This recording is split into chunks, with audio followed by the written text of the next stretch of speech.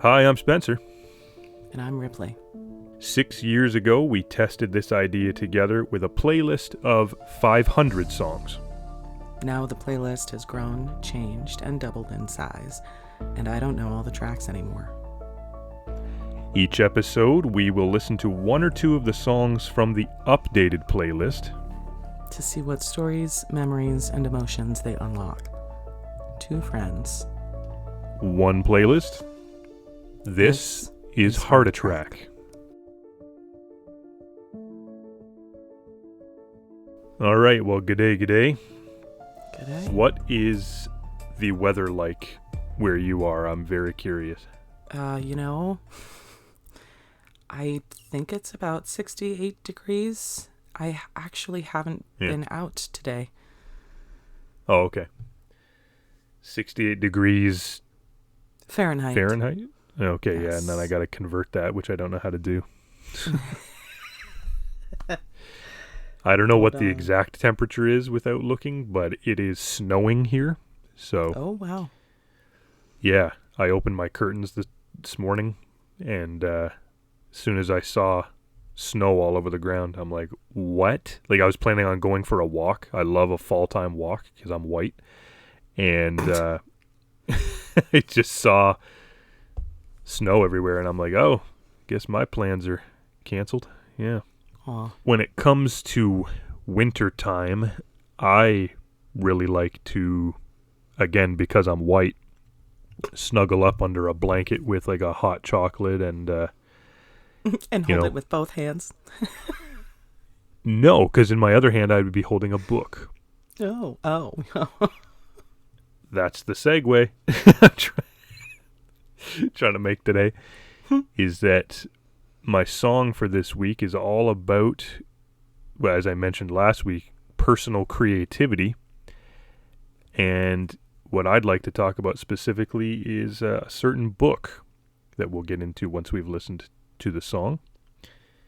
And I understand you've got a couple tracks for us as well. Sure do. So I'm excited to get into those. What do you say we play our first Beatles song, or listen to our first Beatles song of the playlist? Sounds good.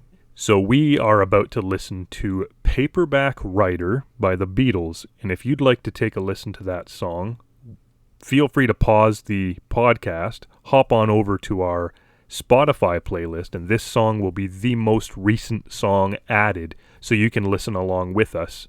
And then just hit play on the podcast and continue along with our conversation. So we will see you in just a moment after Paperback Writer.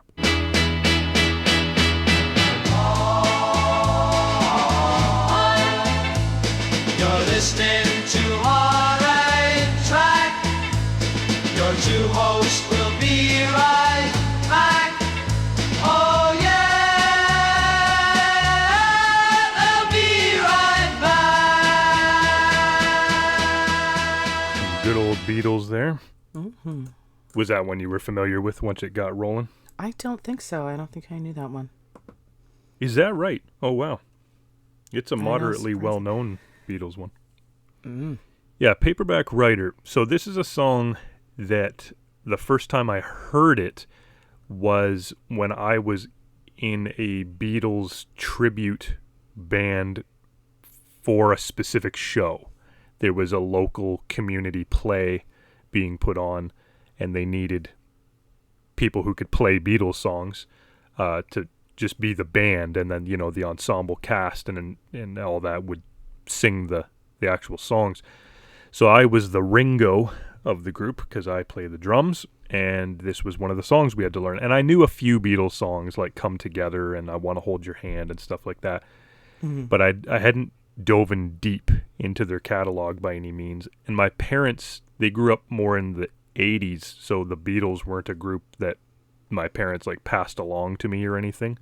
Mm-hmm. And then on top of that, being from a very Christian background, not a lot of my grandparents were like, oh, hey, yeah, listen to the Beatles, Right. So never really had exposure from anybody until it was required of me to go, okay, I got to learn these on the drums. And I remember hearing this and going, oh, this is a rad tune. Like, I really like the pacing and the vocals on it. Yeah, it's a fun one. Yeah, for sure, right? It was never super relevant to me besides that brief little story until maybe a year ago, give or take, when, as you know, and as I've alluded to very briefly on the show before, I did suffer an injury a little over a year ago that had me not necessarily bedridden, but definitely house-ridden, where I wasn't really able to get out and do much, where I felt constantly dizzy, like my head was affected, and part of my vagus nerve was damaged, which is in the back of your head. So, not that I want to blah, blah, blah about all of that. I'm sure it'll come out in different pieces, in different stories. But while I've been at home, I've had to come up with things to do. And of course, for me, being creative is one of those things that helps me feel like I'm fulfilling some kind of purpose and, using my skills and all that. So I'd like to just take this opportunity for this to be the first time that I kind of publicly announce that I am working on my first novel, and I want to be a paperback writer. So that's why the song is relevant. And now this is something Ripley's known about since the idea hatched, because we're that close of friends over all the long distance. And you have read the roughest draft. Yeah. And this has been an ongoing, I think we were having conversations about this last calendar year. Yeah. Yep. Yeah. So this has been in the works for a while. Very cool. Yeah, it has.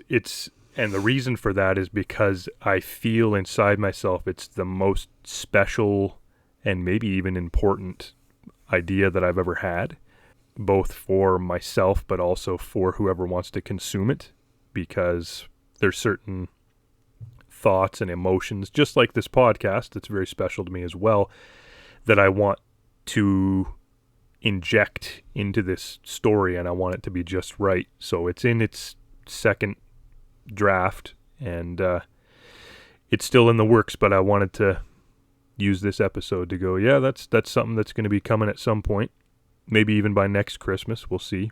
I'd love for that to be a thing. And I mean, to tie Ripley directly into it, if you're cool with it, I'm going to tell them about the audiobook. Sure. Because when it gets released, I'd love to do an audiobook where I voice the characters, majority of the male characters. But having a voice like this doesn't really allow you to do female voices unless it's the church lady or Mrs. Doubtfire. So I had to, I had to look around and contemplate who would the best female voices be for some of these characters. And Ripley will be doing a voice of one of the characters in the audiobook version of the novel. And fantastic reason on top of this podcast for having me get a proper microphone. Yeah, there's double down on the usage there, Yeah. the relevance. For those who are super curious, the title of my novel is Spennsylvania, and in short, it is about a utopian world that gets created 200 years from now. I know that might sound a little convoluted, but I think that is the best way to describe it. Yeah, that's a good overall quick summary. Yeah, and it's the main character is a adaptation of me. It's not me, but it's a futuristicalized version of myself. And all the other characters are deeply inspired by people or things or feelings from my life that kind of congealed into these special characters. So, And did you want to shout out the original inspiration for the development of Spennsylvania? The book. The book we're referring to is The Imaginary World of, and then it says your name here, and you actually have to write your name on the front of the book. And it is by Carrie Smith, the creator of Wreck This Journal, which is something I bought for myself in college. Wreck This Journal is just a journal that gives you instructions on how to destroy the journal itself. And that one I do have. Yes, I knew you had that one. Yeah.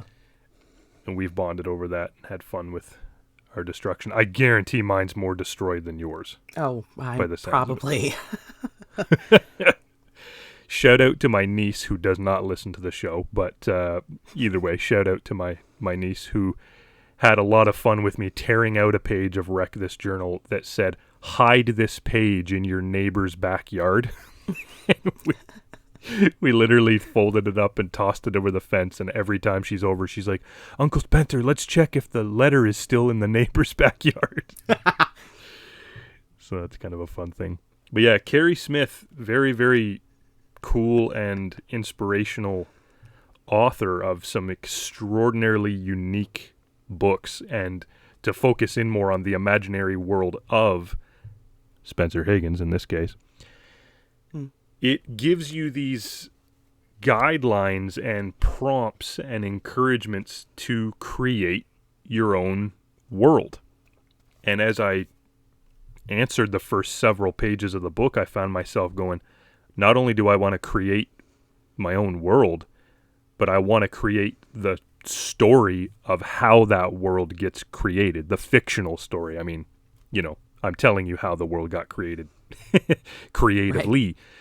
But what if the whole story had its own background and all this stuff? So all these thoughts have gone into this amazing story. I think it's amazing. I don't want to toot my own horn here, but I guarantee you the most narcissistic thing about it is that it's called Spennsylvania, and that's pretty much it. I just thought it was a cool name. There's other things I've wanted to do in my life that involve my name, like if I ever did a stand-up comedy special where I just have at it and say all my thoughts and opinions, it would be called Unspencered, that kind of thing. Nice. Yeah. So there's some good. fun punny ways to use my name that I've always wanted to, and Spennsylvania was always one of them. So had to do that. But trust me, there are other strong characters aside from this fictional version of myself. So I can promise you that. Like the character Ripley plays is very cool, and we'll reveal that in the future. We don't want to spill everything right out of the gate. Okay. It should be a pretty fun time. I hope when it does come out that it's something everybody can enjoy and find some peace in and some inspiration in, and that's my goal with it. Just like this, just like what we do here, to help people feel understood and recognized for the emotions they might go through and all that. I think that's extremely important this day and age. So that is my little blurb about Spennsylvania and how the song Paperback Writer by the Beatles really inspires me to continue working on it. So that's all I really had to say this time. It's pretty good stuff. And in the lyrics of the song, it seems like he really is passionate about the art itself. There's a point where he's saying, if you want the rights, you can have them. I just want to get it out there. Right. Yeah. And I feel like that's very much the vibe of a lot of things that you do creatively. No. Creatively is just, you just want to do the thing, not necessarily make it a living. I mean, everybody wants to do what they love, but a lot of the time you seem to truly just want to get your work out there, which is a beautiful, pure thing. Yeah. I mean, the other lyric that's in the song is, I need a job, so I want to be a paperback writer. Well, there's still purity in that, is in the sense that, yes, everybody needs a job. And, you can go off and live in the woods off the grid. But if you need a job, wouldn't it be nice if you could do something that you actually care about? Yeah.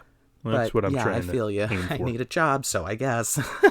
Yeah. Well, that's the thing. I've always been the type of person to go, and I always get this phrasing wrong because it's convoluted in my head.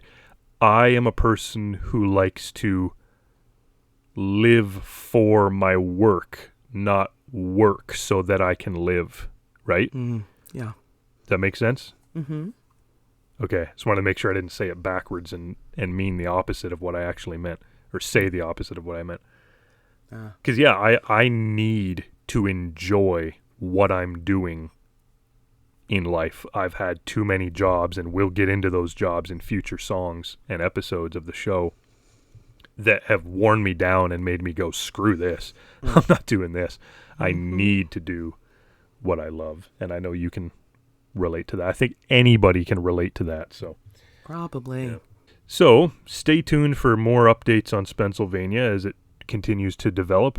And if you have questions about it, drop them in the comments, and we'll answer the ones. I'll answer the ones that are safe to answer at this point in time if you're super curious. Yes. So that's all I had, but I know you've got 2 tracks, so I wanted to keep mine short. And what did you roll with for personal creative? I went with my first track that I'm adding speaks to me more generally on a creative level. And because I have that classic ADHD style of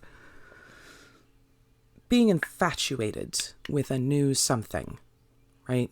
Going out and going and getting all the things and the supplies and learning all the things and researching and hyperfixating and getting so into it.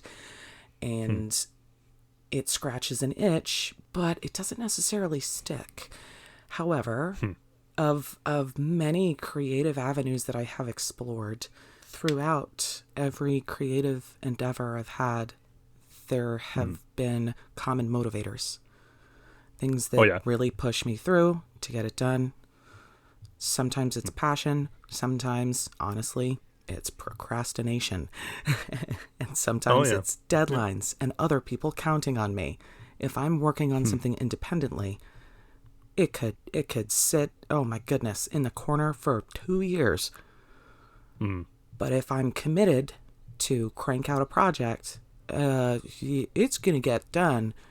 It might get done at the last second with me sleep deprived and weeping. But I'm going to do it.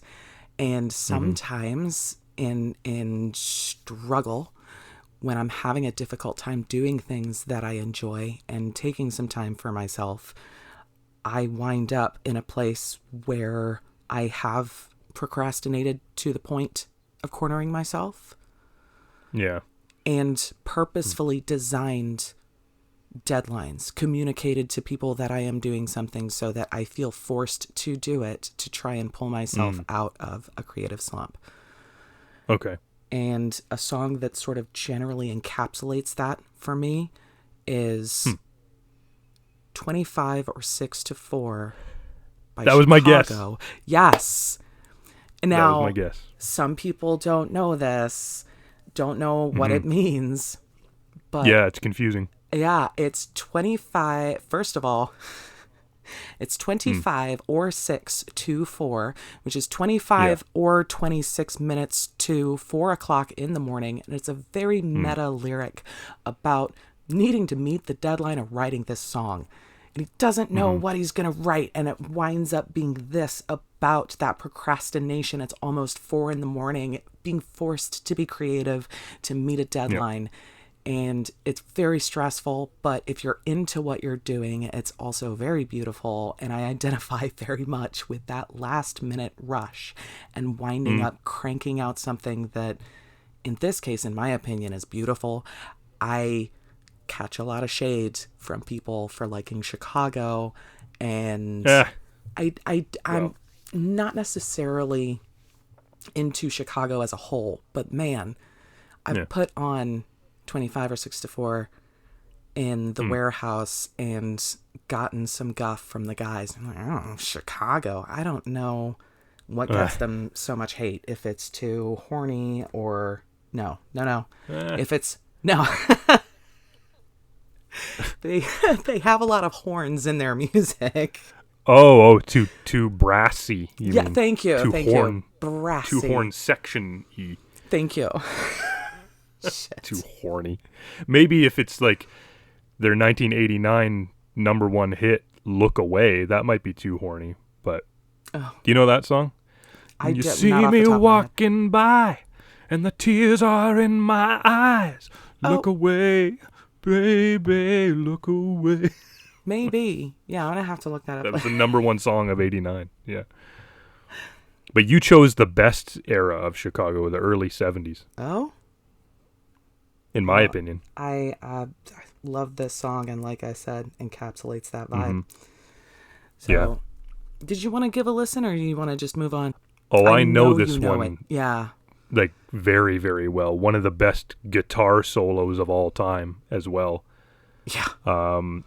To save time, Rip, we can skip it. I hope that doesn't feel disrespectful, but I know it extremely well. Yeah, because you're the music encyclopedia, and I know you know that song very well. Yeah. So the other song is kind of connected to a more specific story about this year for me. Oh, okay. I started, as you know, making rugs. Yeah. Hand tufted rugs, which to our listenership, hey, if you know, you know. If you don't, that makes no sense. Yeah. It's terribly boring, but it's not. It's No. fun and You've shown me the process. yeah, and very, very involved and very complicated, and one of those things that it doesn't matter how skilled you are at things. You know, you're going to start out at a very novice level and wind up having to put a lot of work into getting good at it. And honestly, what happened was I got swept up by the trend of people promoting it on, not necessarily promoting it, but it would appear in a lot of oddly satisfying videos. Oh, And right. every time I saw it, immediately I'm like, I want to do that. That seems really involved. So like, I don't feel like looking into it right now, but I want to do that someday. Yeah. And then I found out that it was very expensive to invest in, to get started and take, is so time consuming. I'm like, because I really didn't want to try to make a living off of it. I just wanted to try it. Yeah. And it seemed like something, maybe not. And then last year, 2024, around Black Friday, there was a deal being run somewhere with a quote-unquote starter kit for rug tufting. And I went, holy crap, this is my chance. I'm going to get that.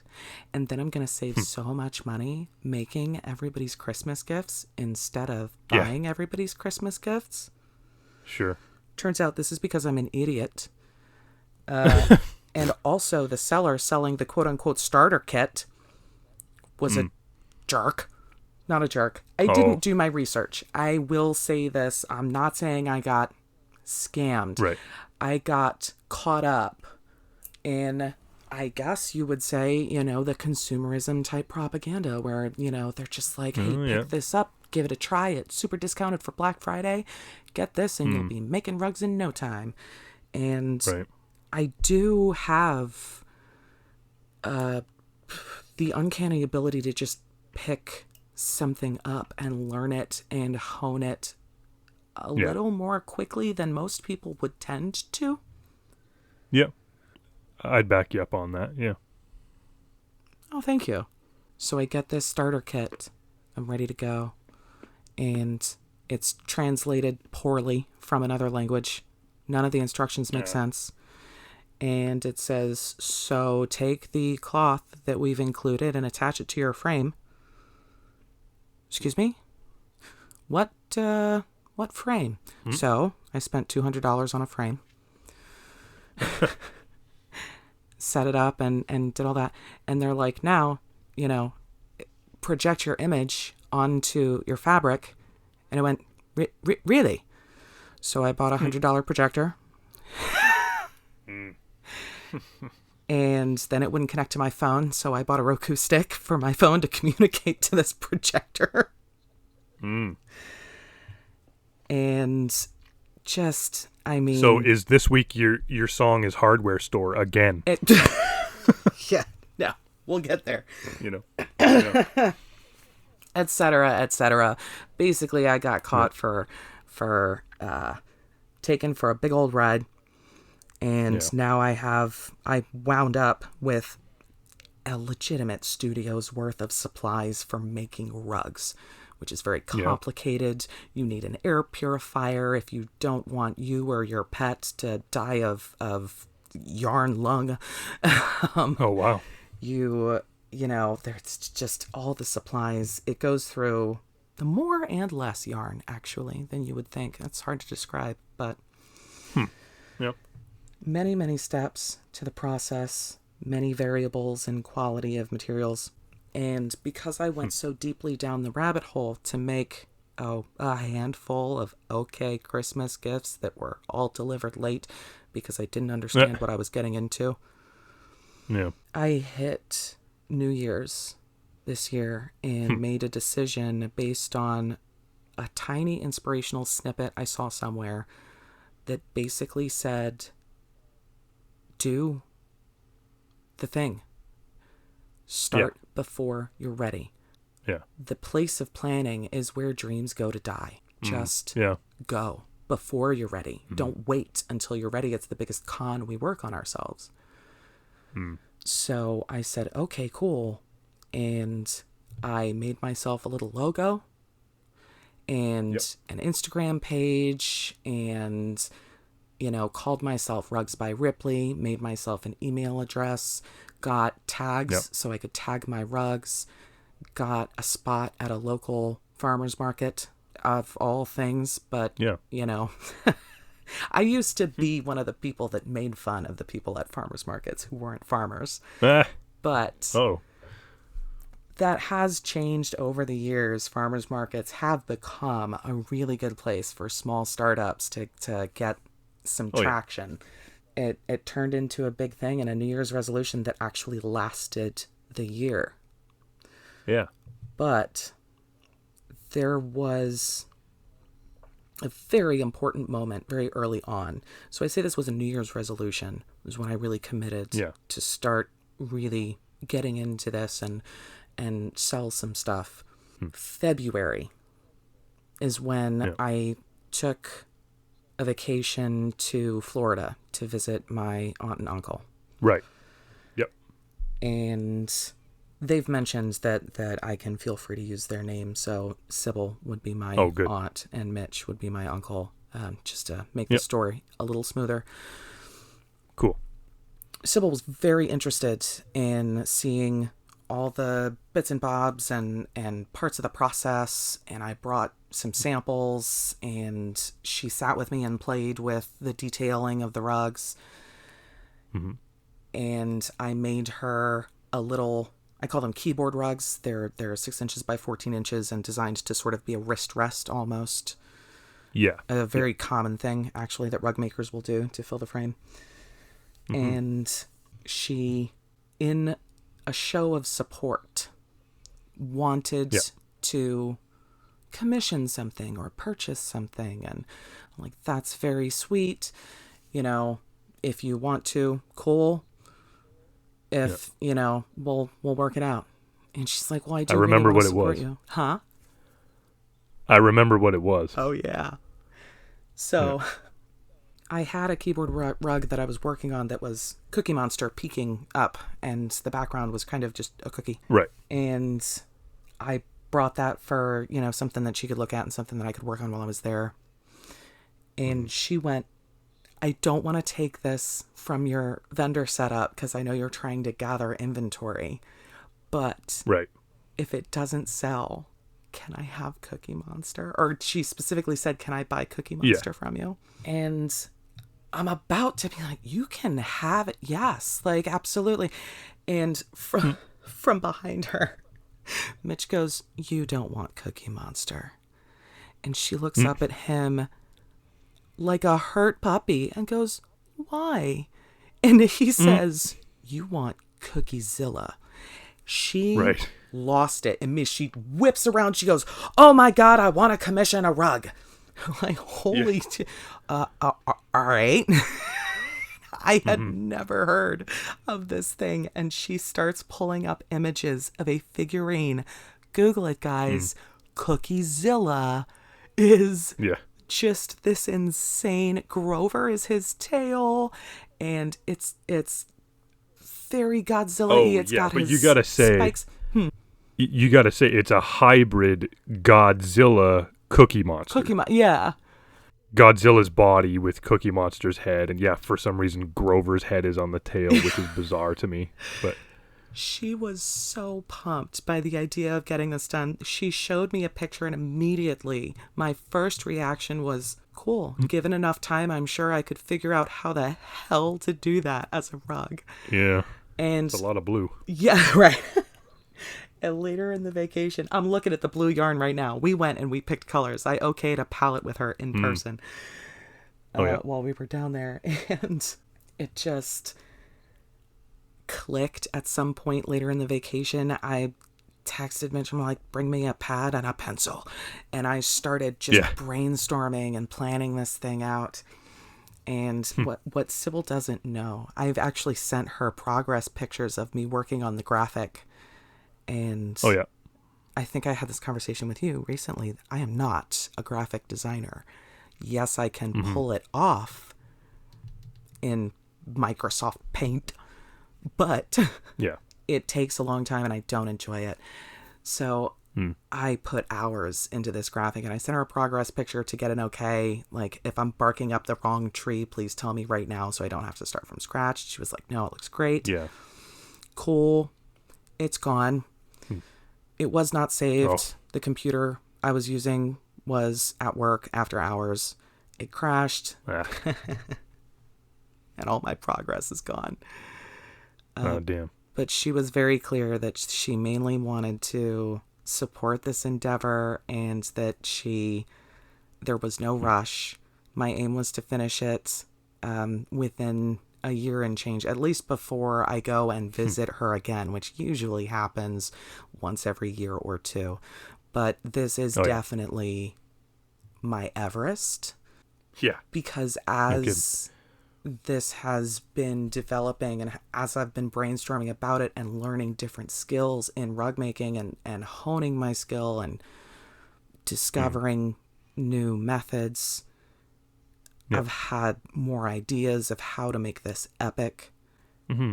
And she is such a massive fan of Godzilla and a big fan of the song Godzilla by Blue Oyster Cult.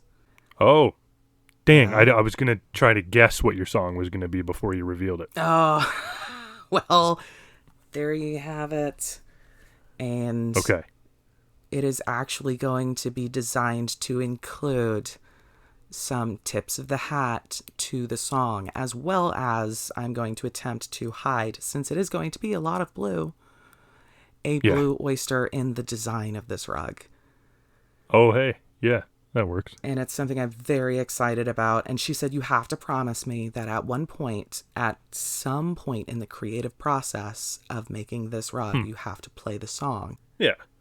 And I'm like, absolutely. I love the song. And it's one of those ones, though, that I feel like goes under the radar for most, because I've told this story to a few folks. And I'm like, the song Godzilla. And they're like, I don't think I know it. I play it like 2 notes in. They're like, oh, yeah. Okay. Great Because I'm sitting here going, like, I should be punched because the only Blue Oyster Cult song that I can name is Don't Fear the Reaper. That's it. Oh, hey, I feel you. But I do think you'll have the thing. If you look up Godzilla, you'll get that 2 notes. Well, you should drop that one in here so we can listen to it. Will do. Now, I'll tell you what my guess was going to be for your song based on how the story was going. I straight up thought you were going to hit me with C is for Cookie by Cookie Monster. No, come on. What? I did. Gosh. Well, just because of the content, I thought you were going to go, so let's just put C is for Cookie in here. And I would have went, that's good enough for me. Yeah. Oh, no. Again, shout out to my niece who loves when I do a Cookie Monster impression. We have the puppet of Cookie Monster here. I have an old puppet of him that when she was a little bit younger, she used to feed him cookies and everything. Aww. All right, we're going to take a quick listen to Godzilla by Blue Oyster Cult. And this is my first time hearing this, unless I have a eureka moment where I go, oh yeah, just like Ripley said I might. And we'll be back in a few minutes.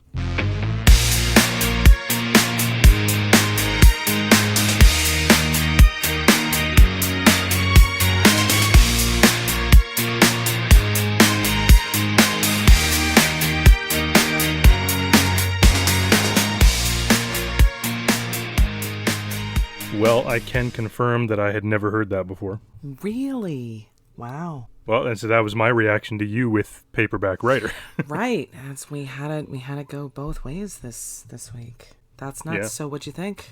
Well, that's a cool track. I mean, it's that's got to be 70s by the sounds of it. No, I only know the Don't Fear the Reaper, but yeah, that was cool. That's a song I would crank up if I was doing a 70s playlist or an event. If I was DJing a 70s event or something, I would toss that in for sure. Yeah, great instrumentals. And the line that's repeated a lot at the end is quite a statement. Mm-hmm. History shows again and again how nature points out the folly of man, because it does. Yeah.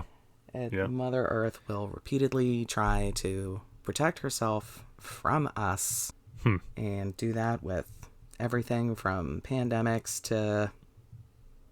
I'm kind of trying to come up with another example all I can think is the movie The Happening.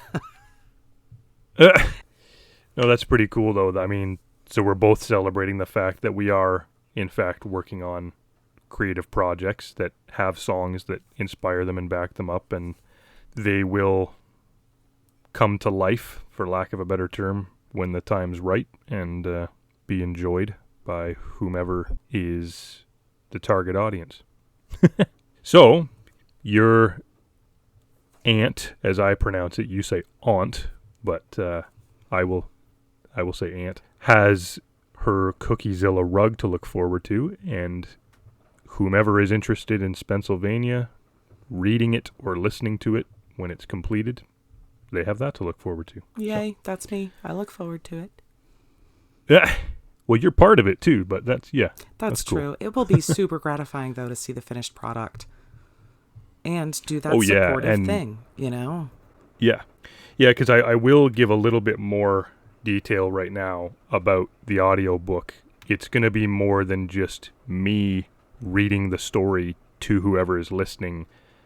It'll be me narrating it, but I want the story to actually have its sound effects and a bit of a soundtrack. And if it's not obvious by now, yes, people like Ripley are going to be doing additional voices so that the characters really do feel like they come to life, not just through me reading what they're saying. So I wanted it to be kind of an immersive audiobook. If that's something you're interested in listening to, then stay tuned. And if you're just a reader, hopefully I'll have the physical book available within the next year or so.